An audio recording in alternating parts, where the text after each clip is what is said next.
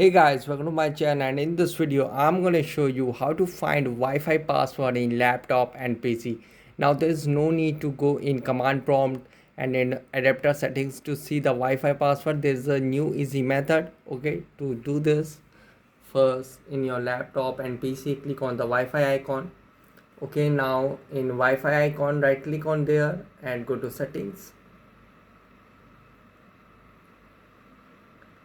And you can see Wi-Fi which is currently turned on.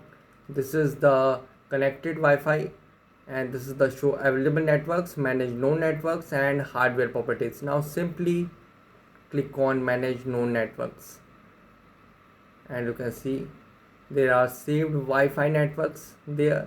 Okay, if I want to find the Wi-Fi password of this network, click on it,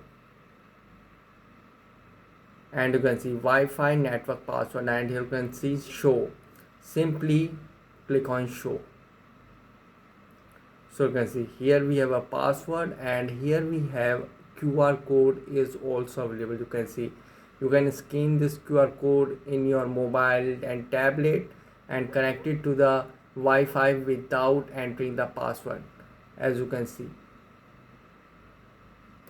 So this is the really easy method. As you can see, there is no need. If we go back and want to see the Wi-Fi password of this network, as you can see Wi-Fi network password, click on show, and you can see this is the Wi-Fi password of this network. So guys, this is the method to find Wi-Fi password in laptop and PC easily. This is the new method. Guys, thanks for watching. If you have any query latest video, let me know in comment section below. Please like, share, subscribe, and click on bell icon for the latest updates.